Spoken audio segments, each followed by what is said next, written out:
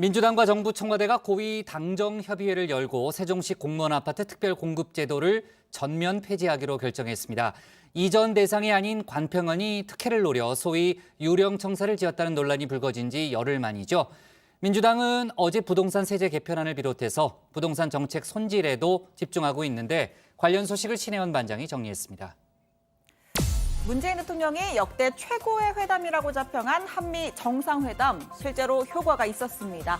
근 2달간 30% 초반 박수권대에 머물던 국정수행 지지율이 37%까지 소폭 올랐습니다. 잘 못한다라는 부정평가는 52%로 지난주보다 6%포인트 줄었습니다.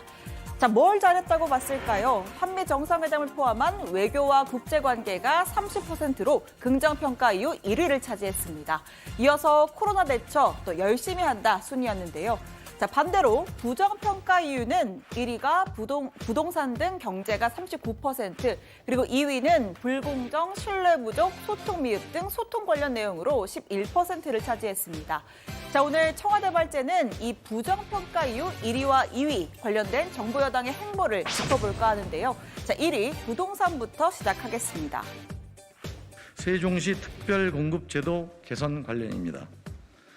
당정청은 이전 기간 특별공급제도가 세종시 정주 여건 개선 등 당초 취지를 상당 부분 달성했으며 특별공급제도의 전면 폐지라는 특단의 조치를 취하기로 결정했습니다. 민주당과 정부 청와대가 고위 당정청 회의 논의 끝에 세종시 공무원 아파트 특별공급 제도를 전면 폐지하기로 했습니다. 4.27 재보선 참패 이주 원인이 된 LH 투기 사태 불길이 여전한데 여기에 최근 세종시의 특혜를 받기 위해 지어진 관평원의 유령청사 논란이 기름을 부었습니다. 부동산이 단순히 지배 개념을 넘어서 이 사회의 불공정과 부정의를 가르는 잣대가 된 겁니다. 세종시에 대한 아파트 특별공급제도 자체가 국민적 따가운 질책이 되고 있다는 것을 잘 알고 있습니다. 정주 여건이 안정화된 지금은 특별공급이 오히려 특혜가 되고 있다. 또 이를 악용하는 사례까지 있다는 그런 국민적 질책을 따갑게 받아들이겠습니다. 이번 고위 당정청 회의는 문 대통령의 한미 정상회담 후속 조치 마련을 위해서 소집된 자리였는데 정작 안건에도 없던 세종시 특공 폐지라는 깜짝 발표가 나온 겁니다. 내년 대선을 앞두고 아예 부동산 특혜 시비로 불거질 만한 사안은 싹부터 잘라내겠다, 그런 의지로 읽힙니다. 자, 국민의힘을 비롯한 야 3당 세종시 특공 논란을 살펴보기 위해 국회 차원의 국정조사하자 요구하고 있는데요. 민주당은 합수본의 수사가 먼저라면서 응하지 않고 있습니다. 윤호중 원내대표는 야당은 국정조사를 요구할 자격이 없다라고까지 했는데요. 더불어민주당처럼 국민의힘도 소속 의원 전원에 대한 부동산 투기 여부 조사 적극적으로 응해야 한다. 야당도 똑같이 당당하게 조사받고 그리고 공직자들에 대한 국정조사 이야기를 꺼내는 것이 도리다라는 말씀을 드리겠습니다. 그러자 정의당 국정조사 요구는 야당이 아닌 국민들의 요구라면서 야당이 요구하면 무조건 거부하는 편협한 태도를 고쳐야 한다라고 주장했습니다. 국민의힘은 조사 과정에서 불거질 민주당 책임론을 회피하기 위한 것 아니냐라고 의심하면서 정부 여당이야말로 정정당당하게 임하라라고 주장했는데요. 여당은 귀한 눈을 막고 삽니까? 집권 여당이 오만과 독선으로 비판을 받는 이유가 바로 여기 있다고 봅니다. 이번 특공 문제는 LH 사태로 허탈해하고 있는 국민들을 뺨 때리는 격이거든요. 대통령과 거대 여당은 윗선적인 내로남불, 이중 플레이로 국민들을 피곤하게 하지 말고 정정당당하게 국정조사에 임해야 할 것입니다. 불법과 탈법으로 얼룩진 특공 문제를 덮기 위해 공정을 버리고 은폐를 선택한 것은 아닌지 답해야 할 것입니다. 자, 이번엔 국정수행 부정평가 이후 2위, 정권을 가리지 않고 단골 소재로 등장하는 소통의 부재입니다. 집권 초 국민과의 대화를 비롯해서 다양한 방식으로 소통하던 문 대통령, 올해 신년 기자회견에선 이런 질문을 공개적으로 받았습니다.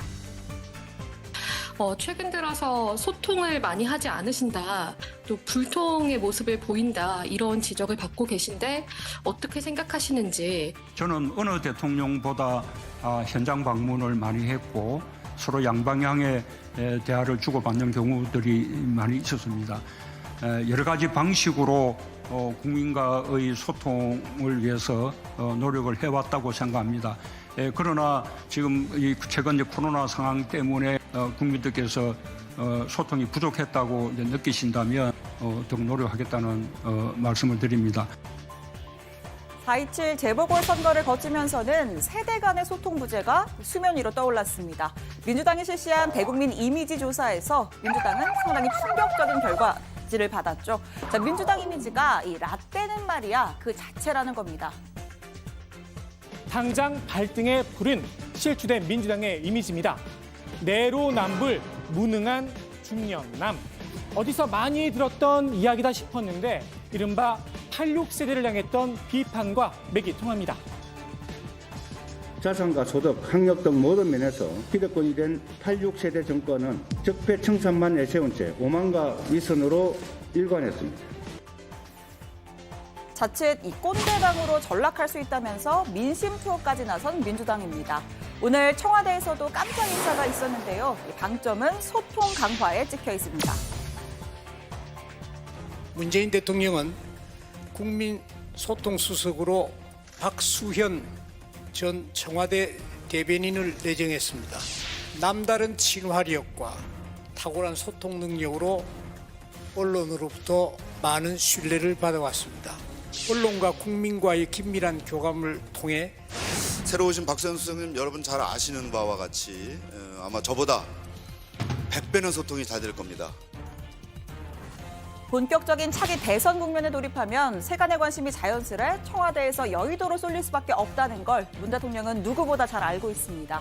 임기 마지막까지 청와대 국정과제를 적극적으로 홍보하고 소통하기 위해서 첫 번째 대변인을 맡았던 박수현 수석 다시 불러들였다라는 해석이 나오는데요. 박 수석은 민심수석이란 마음으로 청와대와 국민 간의 가교 역할을 하겠다 각오를 밝혔습니다. 국민과 눈높이를 맞추기 위해서는 청와대가, 정부가 그리고 여당이 허리를 숙여서 국민의 심장에 귀를 정중하게 맞추는 일이어야 함을 잊지 않도록 하겠습니다.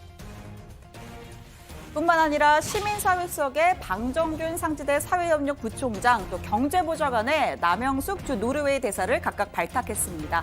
방 수석은 사학개혁운동에 앞장서온 사학분쟁조정위원회 위원이자 참여연대 실행위원이기도 하고요. 남 보좌관은 미 스탠퍼드대에서 박사학위를 받은 경제학자 출신으로 2018년 주 노르웨이 대사로 임명됐고 현재 이화여대 국제학과 교수직도 유지하고 있습니다. 문 대통령은 마지막 임기를 함께할 5명의 비서관 인사도 함께 단행했습니다. 자, 오늘 청와대 발제 이렇게 정리합니다. 당정청 세종시 특공 전면 폐지, 청와대 소통에 방점 둔 인사 개편.